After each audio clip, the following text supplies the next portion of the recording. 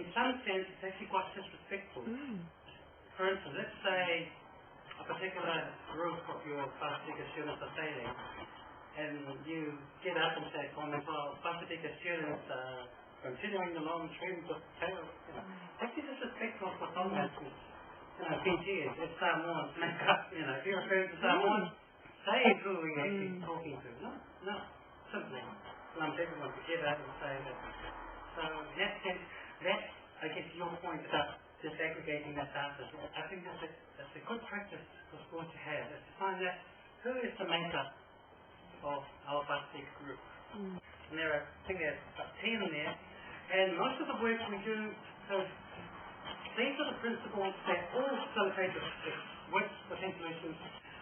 Any work around students from the Pacific should revolve around, these should be used to guide that work.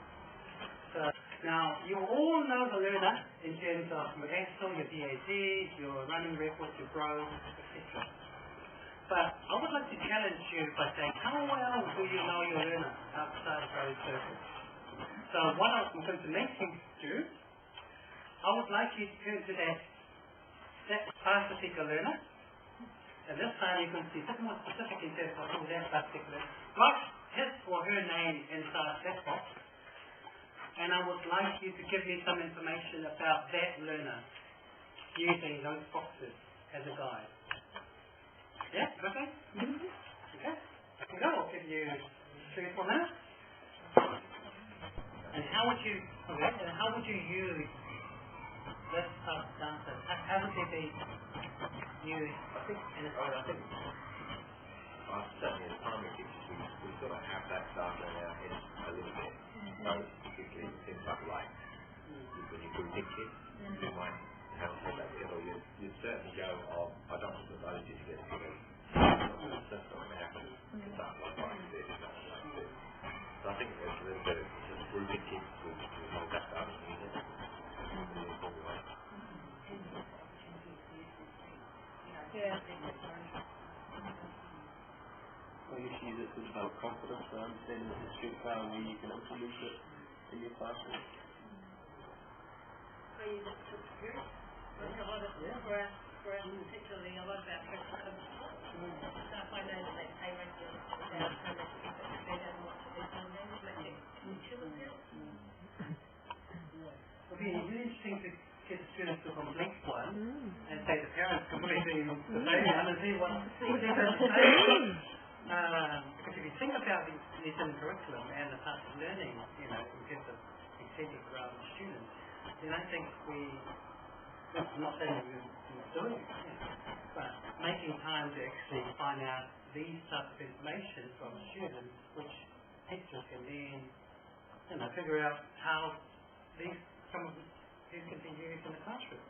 If you think about the likes and dislikes and its connection with motivation, in terms of, the context for learning that teachers can bring into the classroom, like you said about successes, successes outside of the classroom, why not bring some of that in the classroom? So, some of the work that we've actually done with teachers is to gather that type of information, and then we look at how it can be used positively in the classroom. But it can be used in the classroom. So, and I think the challenge for most teachers, they say, well, I've got too many in my class. But for me, to effectively work with specific students, you need to know them before you have. There's no any other way around. You have to actually know who these students are, before you can effectively engage. Now, I'm not saying that you need to know every single thing, right down to,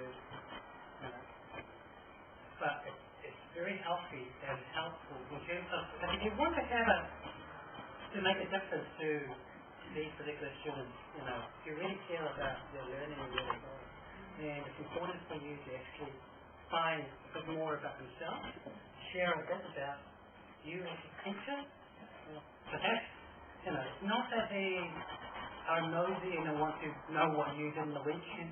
They just want to be able to connect with you. That's basically it. You know. What you're saying is sort of fantastic. We've got some professional learning groups for the challenge. And just I'll email it to you. It's called a cultural iceberg. And this is where differentiated learning comes in, or thinking skills, because so often we only see this much of a time, the iceberg above the water.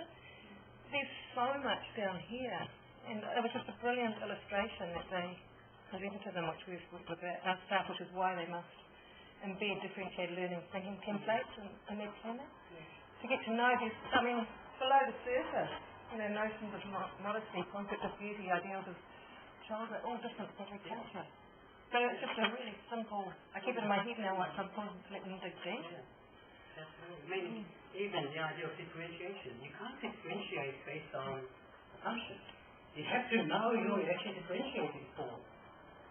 So, and that's why it was the only principle, that we agreed should be number one. The rest, we didn't care where they're at, So that's why we didn't rank them. But we all believe now for effective engagement in teaching and learning with these groups of students, you have to know them, and you have to know them outside of the standardized form.